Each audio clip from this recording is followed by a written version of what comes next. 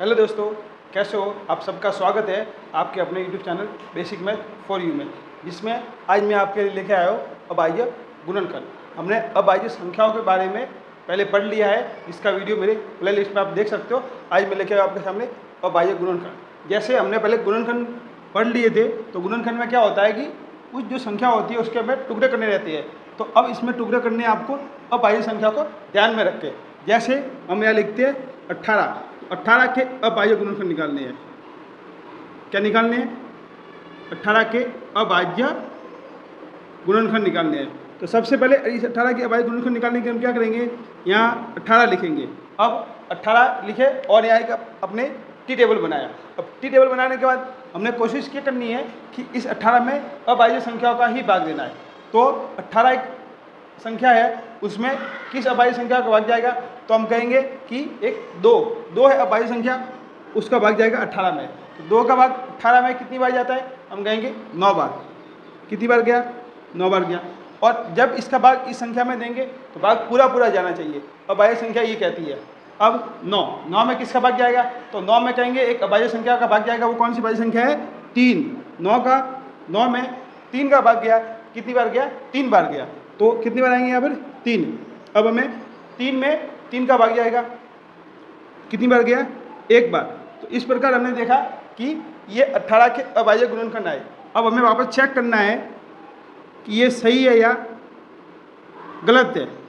तो हम क्या करेंगे, जो ये संख्या आई है उसका गुणा करके बताएंगे कि ये सही है गलत है। 2 लिखा, ये गुणनखंड है इसके। 2 × 3 लिखा। अब इन सब का हमें आपस में एक बार गुणा करना है, और इस गुणा करने पर अगर आंसर 18 आता है तो हमने जो अबाह्य गुणनखंड निकाले वो आपके लिए बिल्कुल सही है। 2 का 3 से गुणा किया, कितने आ गए? 6। और 6 का 3 से किया, कितने आ गए? 18। तो ये 18 के अबाह्य गुणनखंड बिल्कुल सही है। तो हम इसके आगे और भी सवाल करेंगे।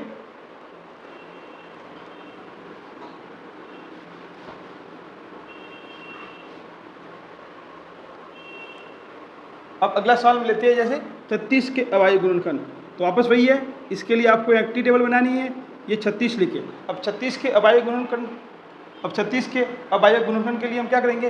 वापस वही तरीका है कि इसमें किस अबाह्य संख्या का भाग जाएगा? तो हम कहेंगे 2 का जाएगा। 2 का 36 में कितनी बार भाग जाता है? हम कहेंगे 1 बार इसमें गया, और इसमें 8 और 16 8 बार गया। तो 2 का भाग 36 में कितनी बार गया? 18 बार गया। अब 18 में किस अबाह्य संख्या का भाग जाएगा? हम कहेंगे 2 का। देखो 3 का भी जाता है, लेकिन हमें नियम से चलना है कि पहले छोटी संख्या आएगी फिर बड़ी संख्या आएगी। तो 2 का भाग 18 में कितनी बार गया? 9 बार गया। 9 में किसका भाग जाएगा? 3 का जाएगा। कितनी बार जाएगा? 3 बार गया। अब 3 भी एक अबाह्य संख्या है, तो किसका भाग जाएगा? याद करिए, 3 में 3 का ही जाता है। कितनी बार गया? 1 बार। तो ये इसके जो गुणनखंड आए वो क्या है? अब इनका गुणा करो। 2 का 2 से किया, कितने आ गए? 4। 4 का 3 से करो, कितने आ गए? 12।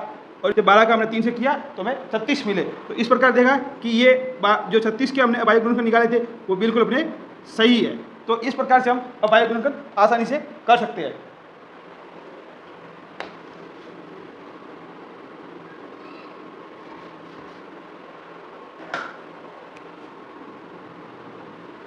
अब 50 के अबाह्य गुणनखंड निकालने हैं, तो हम क्या करेंगे? वापस तरीका अपना वही है। एक वापस टी टेबल बनाया, यहाँ 50 लिखे। देखो 0 आ रहा है, तो इसमें हम कहेंगे कि 2 का पूरा पूरा भाग जा रहा है। तो 2 का हम भाग देंगे 50 में, कितनी बार जाएगा? 25 बार जाएगा।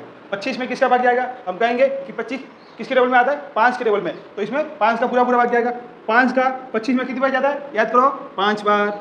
अब इस 5 में किसका भाग जाएगा? 5 का 5 में कितनी बार गया?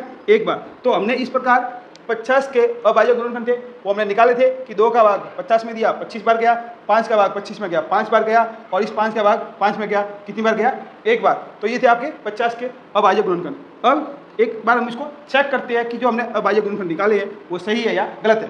तो 2 गुणा 5 गुणा 5 लिखा। अब इस 2 का 5 से गुणा करो 10, और 10 का 5 से गुणा करेंगे तो कितने आएंगे? 50 आएंगे। तो इस प्रकार हमने देखा कि हमने जो अबाह्य गुणनखंड किए थे 2 गुना 5 गुना 5 वो 50 के थे, और वो बिल्कुल सही है। ऐसे और भी वीडियो देखने के लिए चैनल को सब्सक्राइब करिए।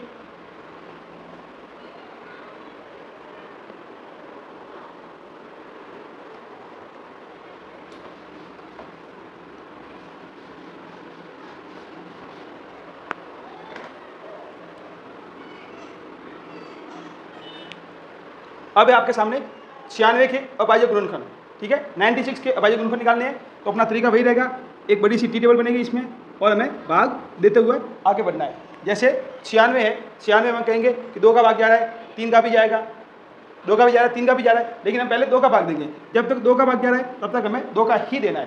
तो देखो 2 का 9 में कितनी बार जाएगा, 4 बार। 9 में से 8 जाएगा, कितने रहे देखो यहाँ भाग देके आप चेक भी कर सकते हो ये कि हम कैसे भाग दे रहे हैं। 2 के बाद भाग गया इसमें 4 बार, यहाँ 8 आए, 9 में से 8 गए तो 1 उतरा, यहाँ से 6 हो गए, 16 हो गए, 2 का भाग 16 में जाएगा 8 बार, ये भाग पूरा हो गया। तो कितनी बार बच गया 2 का, 96 में भाग 48 बार, ये हमने लिखा। अब 2 का भाग 4 में जाएगा 2 बार, 2 का भाग 8 में कितनी बार जाएगा, 4 बार। देखो भाग जा रहा है वापस, 2 का भाग 24 में कितनी बार जाएगा, याद करिए 2 का भाग 24 में, 2 का भाग 2 में जाएगा आपके 1 बार और 2 का भाग 4 में जाएगा 2 बार।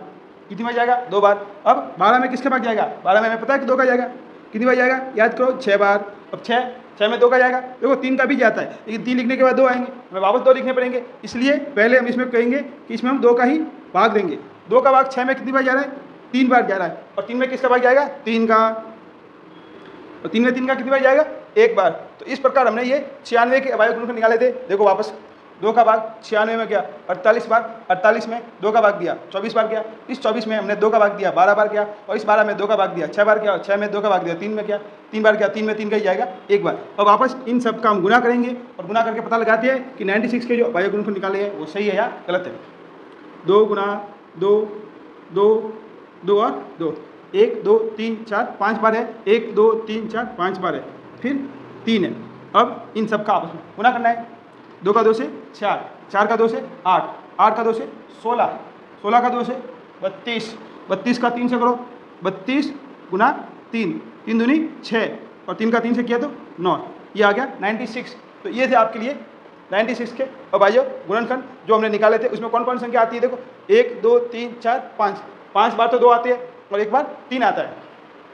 कभी कभी एग्जाम में हमें ये भी पूछ सकता है कि 96 के अभाज्य गुणनखंड क्या होंगे, तो ये है 96 के अभाज्य गुणनखंड 2 गुना 2 गुना 2 गुना 2 गुना 2 गुना 3, या वो उसको ऐसे भी लिख सकता है 2 की घात 5 गुना 3।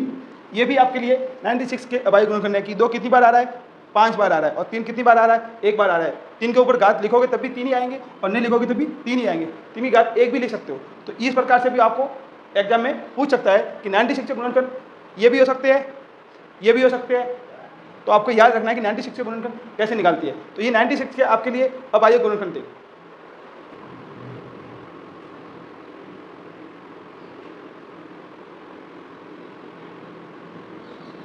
अब है 120 के अभाज्य गुणनखंड, तो हम लिखेंगे 120 टी टेबल बनाएंगे, वहाँ पर 2 का भाग जाएगा। 2 का भाग 120 में 60 बार जाता है, जैसा कि मैं बताया। अब 60 में 2 का भाग जाएगा, कितनी बार जाएगा, हम कहेंगे 30 बार जाएगा। कितनी बार जाएगा, 30 बार जाएगा। अब 30 में 2 का भाग कितनी बार जा रहा है, तो हम कहेंगे 15 बार जा रहा है। अब 15 में 2 का भाग नहीं जाएगा क्योंकि मैं भाग पूरा देना है, तो किसका जाएगा, 2 के बाद अगली संख्या कौन सी आती है, अभाज्य संख्या 3। तो 3 का भाग 15 में जाएगा, 5 बार गया। कितनी बार गया, 5 बार गया, और 5 एक कुल अभाज्य संख्या है तो उसमें 5 का जाएगा। कितनी बार जाएगा, 1 बार। तो अब इसके हमें अभाज्य गुणनखंड निकालने हैं, और निकाल दिए, इसका गुना करो, गुना करने में 120 आते हैं, तो अपना आंसर सही है। 2 गुना 2 गुना 2 गुना 3 गुना 5। तो देखो 2 का 2 से 4, 4 का 2 से 8, 8 का 3 से करो 24, 8 3 24, 24 का 5 से करोगे तो आपका आएगा 120। ये इसके अभाज्य गुणनखंड है।